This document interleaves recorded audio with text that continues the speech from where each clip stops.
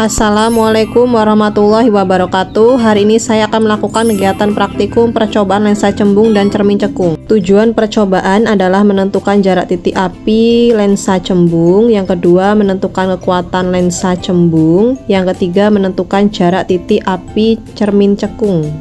Alat dan bahan yang disiapkan: meja, lensa cembung, cermin cekung, layar putih, sumber cahaya, lilin.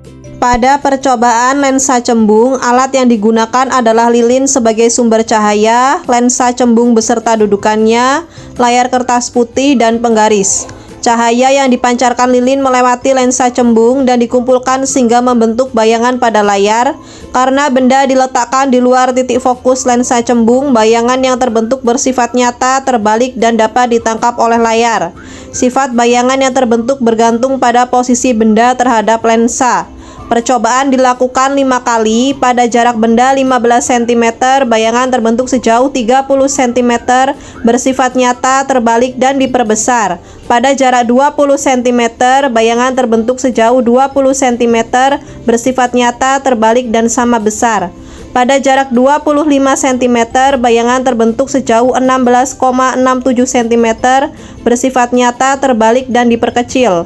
Pada jarak 30 cm, bayangan terbentuk sejauh 15 cm, bersifat nyata, terbalik, dan diperkecil. Pada jarak 40 cm, bayangan terbentuk sejauh 13,33 cm, bersifat nyata, terbalik, dan diperkecil. Dari hasil percobaan diperoleh jarak fokus rata-rata lensa cembung adalah 10 cm yang membuktikan bahwa lensa cembung bersifat konvergen. Jadi jarak titik api fokus lensa cembung adalah 10 dioptri dan kekuatan lensa cembung adalah 10 dioptri.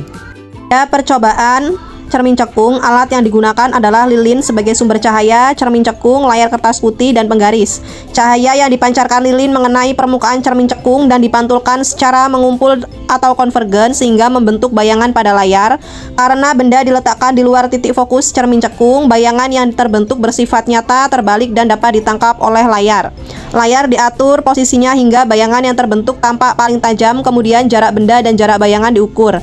Percobaan dilakukan 5 kali. Pada jarak benda 20 cm, bayangan terbentuk sejauh 60 cm, bersifat nyata, terbalik, dan diperbesar. Pada jarak 25 cm, bayangan terbentuk sejauh 37,5 cm, bersifat nyata, terbalik, dan diperbesar. Pada jarak 30 cm, bayangan terbentuk sejauh 30 cm, bersifat nyata, terbalik, dan sama besar.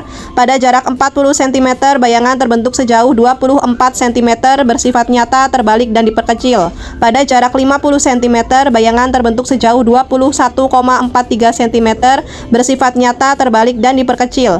Dari hasil percobaan, jarak fokus cermin cekung dapat ditentukan menggunakan rumus 1/F sama dengan 1/S ditambah 1/S. Berdasarkan perhitungan dari kelima percobaan tersebut, seluruhnya menghasilkan jarak fokus yang sama, yaitu 15 cm. Hal ini membuktikan bahwa cermin cekung yang digunakan dalam percobaan ini memiliki jarak fokus sebesar 15 cm dan bersifat konvergen.